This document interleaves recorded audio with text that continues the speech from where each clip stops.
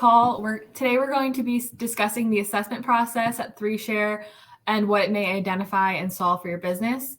Today, Gina Petrocelli and I will be your hosts. I am Peyton Henry. I'm marketing specialist at 3Share, and I've been here for about a year now. Gina, do you want to start with a quick bio about yourself? Yeah, absolutely, Peyton. So I'm the Vice President of Solutions Consulting. As Peyton said, her and I are going to be running this assessment presentation today. I've been with 3Share more than 7 years, and I started as a project manager / business analyst. So in our PMBA group, used to do delivery for projects, and then moved over into the sales team to support solutioning and scoping. So my team overall is responsible for scoping projects for new and existing clients, ultimately handing off that project scope, including timeline, resources, and budget estimates. And because 3Share sort of crosses the globe, I'm based in New York City, so I kind of cover half of Europe all the way through the West Coast, and then have another teammate who is based in Spain. So we try to cover all the time zones on our team. All right, thanks, Gina. So we can go ahead and start, but first I want to mention if anybody has any questions during the presentation, you can go ahead and ask them either on the questions tab or the chat tab on the right-hand side of the screen. Okay, so what exactly is an assessment and what does that process look like? So an assessment is really a way for us to analyze current or future state for your digital content systems. Oftentimes, a client might be looking to upgrade to an existing technology. They might want to move platforms. They might want to onboard a new tool. It's basically a way for them to understand how any of those things might work, ensure there's clear definition of maybe the pros and cons, improvement opportunities, timelines, any gotchas we might run into, things like that. From a process perspective, all assessments sort of follow a pretty standard flow. So we start with an ask, meaning we're going to dig into requirements. We're going to ask things like, what are your goals? What are any pain points that you're having? Why do you want to add on, an Adobe Analytics tool? Or what are you hoping to do with Adobe Target around personalization? And we'll talk more about the types of assessments here in a little bit, but really we start with that ask or that sort of digging in of things. Then we look to do an audit. Often that could be reviewing current state code, any integrations that we're either looking to do, or what are current integrations today, and are they going to have any impact with the tools that we might onboard? We might be looking at things like performance, accessibility, SEO. So overall, that audit is how are things working today, or where are we trying to go, and what will that current state mean, as an impact to that future state. Then we're going to create some documentation. That can include everything from what we would recommend out of what we're assessing, including best practice suggestions, maybe a list of fixes, potential prioritization of the things that we recommend, ways that we might scale based on what we found. And then ultimately, we're going to deliver out that solution design document, a timeline and a budget potentially for next steps. Those things could include us doing an actual project implementation. It can include training. It could include some kind of support or maintenance option. So really that delivery is going to be based on what we found, what we've uncovered under the hood, what do you need to do, and where do we recommend going from here? So it seems like there's a lot of different situations where assessments could be beneficial. Is there a specific type of client or business that you typically see requesting an assessment? So it really depends. All clients can benefit from an assessment. A good key example is if you have pain points, maybe with a current implementation, perhaps there's places we can jump in and fix with a performance or a code review, for example. 3Share really started doing assessments very early on as part of what we call rescue ops. So maybe a previous partner didn't complete or perform as expected during an implementation. So we get called in to do an analysis of current state. What is there left to do to get that client over whatever that hurdle is to the next milestone, and basically give them options on how we can fix or finish things up and move them to the right path forward. What's bad about a rescue op, of course, is that somebody needs rescuing. But the benefit for us is we've done quite a few of those over the years, and the clients we've done those rescue ops for related and assessments related to those rescue opportunities are still our clients to this day. So that really shows the benefit of, if we come in and can dig under the hood, we can often uncover what the problem is and how to solve it. Yeah, it seems like that can definitely be a lifeline if a previous implementation didn't really work out the way it was planned. Yeah. So there are multiple assessment types depending on what technology you're currently using and what your business goals are. Can you talk a little bit about the different assessment options? Absolutely. We have quite a few. In fact, you and the team have done a great job detailing those assessments on our website, but I'll sort of go through quite a few of them. So managed services is one of our assessment types. So 3Sure actually has what we call our ROM team, or remote operations team. And they're a team who manages current client infrastructure, mainly for those people who might not be on AEM Cloud as a service or have some kind of homegrown, proprietary, or other sort of sensitive integration points where certain infrastructure really needs to be managed in-house.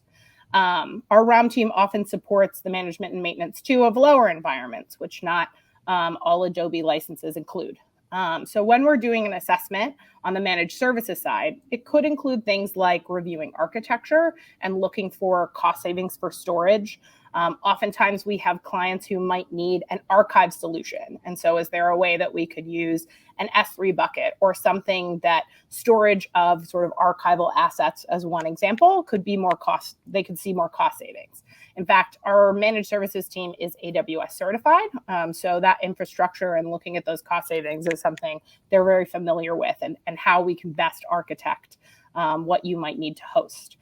We may be looking at performance needs or the flexibility to upsize. We often have clients that have key times of year where they see a significant increase in traffic because of campaigns or because of what a client might sell. So how do we make sure that the infrastructure would support those kind of traffic jumps that might happen during the year? Our team can also look at code deployment pipelines and better ways of working with tools like Jenkins, support URL and redirect recommendations, assess security concerns. It can really run the gamut of how are things working on the hood, under the hood. Then we look at cloud and upgrade. So we do often have a lot of clients who, if they haven't already, are looking to potentially move to AEM Cloud as a service. So we treat this like we would treat any upgrade assessment. Our team would go in, we would actually review code, we would run an analyzer tool to determine what needs to be updated, what needs to change, any potential points of concern, and then present a plan about what needs to be done in order to complete that upgrade to cloud, a timeline, and associated costs for a team. The reason we call it like an upgrade is anytime you're upgrading your architecture, especially when we're moving from a 6.5 into AEM Cloud for a service, for example, things are not necessarily stored code-wise, library-wise, et cetera, in the same places. So there's always little tweaks and things that have to be made. And then the more integrations or customizations you have, the more we need to make sure everything's going to be working smoothly, no matter what your platform is. Then we move into our bread and butter assessments. So sites and assets have been 3Sure's bread and butter for years. Outside of upgrades for sites and assets, an assessment around these could involve migrating from another CMS into AEM sites, for example, or moving from another DAM platform into AEM assets. Maybe an analysis about a client who wants to add a PIM integration to AEM and what that data push and pull might look like. Headless is a hot topic, as we know, so we might be analyzing if headless architecture actually makes sense and is it the right fit for your content and the way you have AEM set up. What are the things we might need to do in order to implement headless? Workflows and automation are another key one. So those are often the kinds of things we're looking at from a sites and assets perspective. Even with assets, we might be looking that maybe assets are just used sort of as a storage and foundational piece, but maybe a client's looking to add on a portal so that outside agencies or other people in the company have the ability to access all the assets that are stored in the system. And so we might analyze the best way to do those portals with what Adobe offers out of the box or something custom. Then we look at Adobe Target as an assessment opportunity. Personalization is always on everyone's mind. So what are the best ways that we can actually target your audiences? Are you utilizing A/B testing for your key campaigns? Are you able to track and analyze the success of those campaigns? Do you have content for your audiences to target across your site or application? Those are the kinds of topics and the kinds of questions we'd be asking and digging in with Adobe Target as an assessment. Often related, Target and Analytics sometimes come as a boxed license from Adobe. And so Adobe Analytics assessment could include a deep dive into a client's current analytics platform. So maybe you're on Google or another tool and you want to move to Adobe Analytics. What would that look like? What are you tracking today? What are things we might be missing? And how do we then implement that within Adobe Analytics? Maybe a client's adding a new website or application, and now they need to be tracking different audiences and different use cases. And so how do we make sure that that new behavior is tracked for that new website within their system? We can also do deep dives into the kinds of reports and dashboards you might be interested in from an Adobe Analytics perspective to make sure that clients are getting the best data they can so they can optimize their content and marketing decisions based on all that great analytics data. Adobe Workfront is a new one that we have added. So Adobe Workfront is probably Adobe's newest addition from a technology perspective and the newest addition for 3Share as far as implementations go. So an assessment around Adobe Workfront could really be us looking at what can we do with Workfront and how can that improve your processes as a client. So often we're looking at things like an end-to-end workflow where we would create a creative brief. Out of that creative brief, it can go to the correct teams in order to build out those specific assets or whatever the brief requires.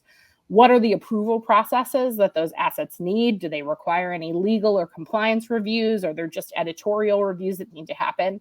And then once those assets are approved, where do they go? Ultimately, Workfront is often connected with AEM assets. And so those approved assets then get stored in the DAM.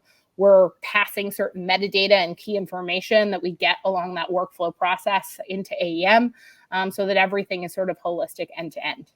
We could also analyze a current Workfront setup and maybe see where a client isn't utilizing all the things that they could take advantage of. Workfront does more than workflows. There's resource management, there's task tracking, there's custom reports, there's automation that can be done. So our assessment of Workfront could cover the gamut of those types of topics. And then lastly, we have a few other assessments that are kind of key. Adobe Campaign is another one of the platforms that 3Share does work on.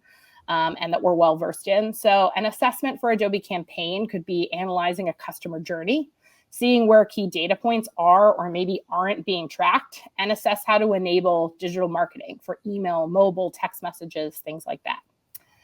We also have larger opportunities to bring in experts from our parent company, Digitas, and across the wider Publicis group that 3Share is a part of. And now there is a new digital experience team that is really focused on that digital marketing and content strategy. So these wider digital strategy assessments could include everything from a rebranding effort, UI UX review, defining end-to-end orchestration within a client's marketing team. We might be able to provide key insights around marketing content. There's a new tool available that the DEG group has been working on specifically around video content analysis as well. So there's really a lot we can do. So even though at 3Share, we're the Adobe experts, being part of a wider company means we have expertise across the board around digital strategy. And so it means that if a client needs more than just to assess Adobe technology specifically, maybe there's more strategy involved, maybe there's audience research that needs to be done, we can often bring in those other experts to augment our team and do a more holistic assessment as well. So it seems like there's a ton of options for whatever technology you're using, or if you're kind of just starting out and need to implement something new. So once everything's kind of said and done, you'll receive the information needed to move forward with the implementation process. Can you give a look into what the solution design and functional requirements are? For sure. So these documents can be pretty comprehensive. As you can see, once we click over to the table of contents, this is really just one example of some of the topics that a solution design can include. So our team, as we mentioned, can assess how code is being deployed and managed, especially if there's multiple work streams. It's not uncommon that a client has multiple projects, multiple websites, multiple business units running in the same environment. So how do you manage all that? how testing, including QA, should be handled. What are best practices around testing? What are we testing against? And how are we validating that what we're building not only meets functional requirements, but isn't going to break anything else along the way? We're often providing diagrams, and we document current and future state recommendations. And we can also backlog recommendations to align with longer-term goals. So some of those diagrams could include things like branching and site architecture. We also might diagram out all of a client's key integrations. It may be really important to show how those systems all talk to each other. Which systems are sources of truth for certain pieces of information? Is data being pushed? Is it being pulled? Is it both? And how is everything really working together? Because this sort of gives you that high level or 3,000-foot view, and then we can focus in on certain pieces that are key. So this diagram really does show, where we could analyze all of this in a full digital strategy assessment, or we could say, well, this may be a client's architecture. We're going to focus on Workfront for an assessment, but we need to understand who's using Workfront. Where is Workfront talking to? Is there another system maybe that it needs to connect to that we need to consider? Things like that. It's also not uncommon for us to assess performance, SEO, and accessibility utilizing various tools. Accessibility is often another hot topic for clients. We have worked with clients in higher education, public sector, and across global requirements. So this is something that our team is very familiar with, what that looks like from a web perspective, either functionally or content-wise. So running these kinds of analyzers help us really have a point of comparison. So what is current state today and where are we at? And then if we implement improvements or changes, that baseline is something that we can run against to go, did we pass our goals? Did we improve our accessibility or SEO sort of points based on previous reports and then running an analyzer after an implementation, for example? Code reviews are often a common point in assessment too. Sometimes these can be a little sensitive and tricky because sometimes we're working with clients who have an in-house development team. So obviously we don't just want to come in and say, you're doing a bad job and your code doesn't look good. So we often use the code reviews as a way to really focus on best practice and saying, look, this is where we've been working today, but we want to set a new level of standard. So how can we use these code reviews as a learning opportunity for the team to meet those new standards? Maybe learn something new. Maybe it's a team that's growing and the kinds of things that they're able to develop. And so we're teaching them, about a new API that we've developed, things like that. So code reviews, again, are a learning opportunity. So everyone can get better. And ultimately, anything that gets deployed in the environments is working as expected against those best practices. Since SPAs and single page applications are also something that clients are coming to us more and more, we can assess how AEM can best handle those requirements while still allowing authors to manage key content. So this really shows how we can assess how that might work for a client, how that would work in a page, how that would work within components, and ultimately how content is going to feed into that SPA. And this last slide shows an example of where we were assessing an existing implementation that unfortunately didn't go very well. And so we were coming in to analyze what could be done better, where we could make improvements. The beauty of a CMS is in its editing capability that I can actually manage and control my content. And this is a whole component where on the left-hand side, you can see what the component looks like when I'm on the web page versus what it looks like in an editing environment. And as you can see, there's nothing to edit. So this is a whole component which doesn't allow any change of text, links, buttons, background colors, anything like that. An easy fix, but an unfortunate choice by that previous implementation partner. So this is where we would call out that we see maybe content ownership as a pain point, and this is why. And so how do we fix and address that? This is, of course, only a taste of some of the solution design topics that we might focus on, and a lot of these were specific to a site's assessment. These documents can easily be 20 to 40 pages and are often for maybe a more technical team to digest. So as part of that handoff, it's not uncommon that we would also deliver a presentation, which might highlight important notes for key stakeholders. So in those presentations, we would also include those next steps that I mentioned. So things like what we would implement, our key recommendations, how long that implementation may take, what the resources and cost would look like, things like that. So often these documentations are pretty comprehensive and a lot to digest, but this is where clients gain all that great insight from any of the assessments we might deliver. Yeah, this is a ton of great information. I can see how this would be super valuable if you're really trying to optimize your system or whatever the case may be. So now I just want to take a second to take some questions. If there are any, let me just quick look. So if someone already knows what they want, is there any reason to get an assessment rather than just signing a contract for work? Sure, that's a good question. So our solution team does support scoping and requirements gathering as part of any standard sales process at 3Share. So you're right, an assessment is not always necessary. I think where we would see that it's useful is when we need to provide a deeper dive with a wider team to suss out requirements. So sometimes a client comes to us and says they want to implement something, but they don't know what they want. Or they want to implement something, but they don't know what they have today. So they're like, we want to take this further, but it's been so long since we've touched the current architecture. We don't really know what's under the hood anymore. So an assessment can be used to really help us consult a client if they're unsure about those requirements, or for us to spend time understanding what's already been done. We're actually in the process of working on an assessment with a client where they had another implementation partner do some baseline work in Workfront. And unfortunately, that group didn't leave good documentation. So it's not really clear what's been done, but they have some pain points. And so this assessment is an opportunity for us to say, okay, let's document what has been done and where we can make improvements. And then also talk about what is that next step that you would like to take. So it's really about, building upon things. But when a client comes to us with those sort of questions, we will ultimately either give them options for, if you do an assessment, this is what it'll do, versus if we go straight to an implementation, this is what you get, or why we might recommend an assessment over, kicking off a project right away. So if 3Share doesn't, if someone gets an assessment from 3Share, does that always mean that 3Share would do the work? So ideally, yes, right?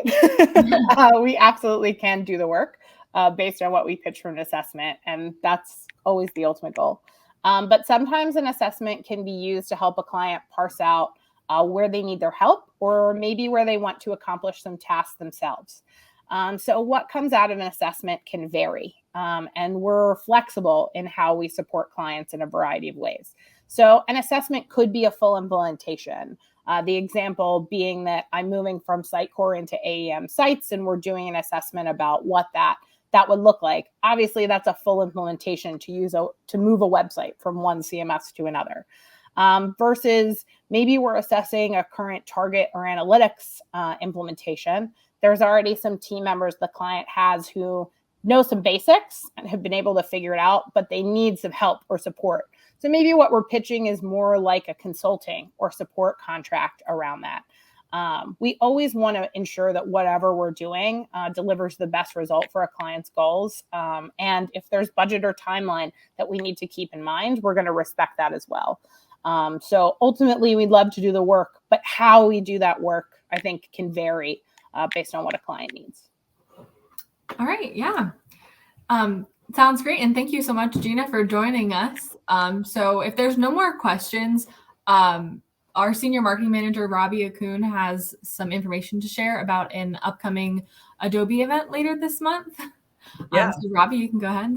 Okay. Yeah. Thanks. Hey, I'm Robbie. So Adobe Summit is taking place in person in Las Vegas, Nevada on the 21st of March through the 23rd of March. And the good news is if you can't go to Vegas, most of the sessions are also available virtually. So you'll be able to see them there as well. And we will have a few people from the 3Share team in attendance on the ground. So our CEO, Paul Branwood, our CTO, Paul Legan, and then our West Coast and East Coast VPs of sales, Katrina Fraze and Mike Hardiman. So if you're watching this and you want to meet them, definitely reach out and you can, either reply to the email if you got this video in an email, or you can contact us at info@3sharecorp.com and get in touch with us.